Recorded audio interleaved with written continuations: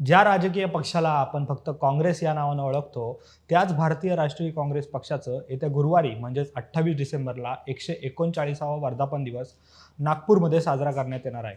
खरं तर आगामी लोकसभा निवडणूक प्रचाराचा शंखनाद काँग्रेसकडून या दिवशी करण्यात येणार असून त्यासाठी हे तैयार हम असा नारासुद्धा ठरवण्यात आला आहे.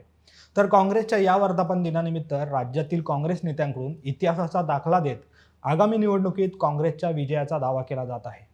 खरं तर भारताच्या स्वातंत्र्य लढ्यापासून देशाच्या राजकारणात महत्त्वाची भूमिका निभावलेला काँग्रेस हा सगळ्यात जुना राजकीय पक्ष आहे. त्यामुळे देशात आजवर झालेल्या सांस्कृतिक, सामाजिक आणि राजकीय बदलांचा काँग्रेस पक्ष साक्षीदार राहिलेला आहे. परंतु या सगळ्या दरम्यान काँग्रेस पक्षातही अनेक बदल घडून आले आहेत आणि त्यातला सर्वात मोठा बदल म्हणजे मूळ काँग्रेस पक्षातून काही गट बाहेर पडून जन्माला आलेले इतर राजकीय पक्ष आणि त्याबद्दलच थोडक्यात जाणून घेऊ या व्हिडिओमधून.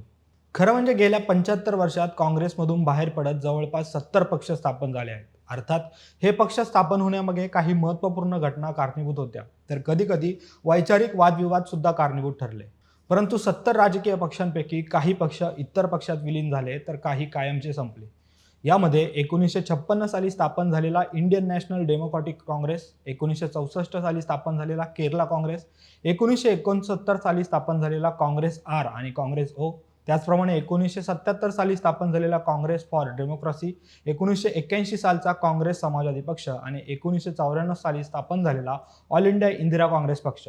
हे पक्ष सोडून 70 पक्षांपैकी सध्या 3 मोठे पक्ष भारतीय राजकारणात सक्रिय आहेत आणि ते 3 पक्ष नेमके कोणते आणि त्या पक्षाचे मुख्य नेते कोण आहेत जाणून घेऊ. तर यातला पहिला मोठा पक्ष आहे तो म्हणजे तृणमूल काँग्रेस. 26 वर्षापेक्षा जास्त काळ काँग्रेसमध्ये राहिलेल्या ममता बॅनर्जी यांनी काँग्रेसमधून बाहेर पडत 1 जानेवारी 1998 या दिवशी तृणमूल काँग्रेस पक्षाची स्थापना केली.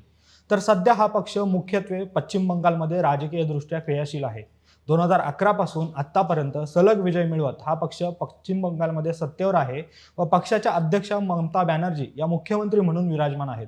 तर 2016 मध्ये केंद्रीय निवडणूक आयोगाने तृणमूल काँग्रेसला राष्ट्रीय पक्षाचा दर्जा दिला आहे. त्यामुळे भारताच्या राजकारणात तृणमूल काँग्रेसला महत्त्वाचं स्थान आहे.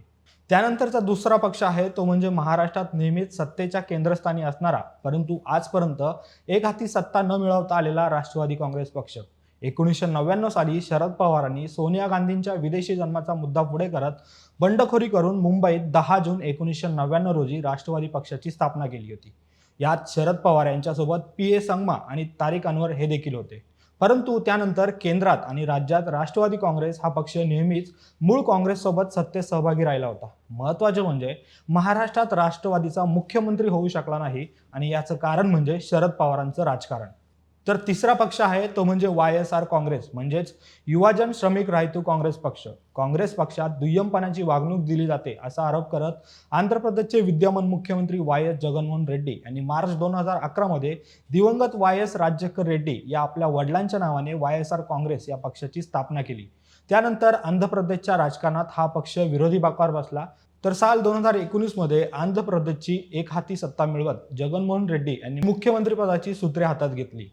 पण इथे लक्षात घेण्यासारखी एक गोष्ट आहे ती म्हणजे 3 पक्षांनी जरी मतभेदामुळे पक्षातून बाहेर पडण्याची भूमिका स्वीकारली असली तर यातील तृणमूल काँग्रेस आणि राष्ट्रवादी काँग्रेस या 2 पक्षांनी सत्तेसाठी पुन्हा काँग्रेसचाच हात धरलेला आहे. आणि याचं ताजं उदाहरण म्हणजे एनडीए आघाडीला हरवण्यासाठी निर्माण करण्यात आलेल्या विरोधकांच्या इंडिया आघाडीत तृणमूल काँग्रेस आणि राष्ट्रवादी काँग्रेस सहभागी आहेत.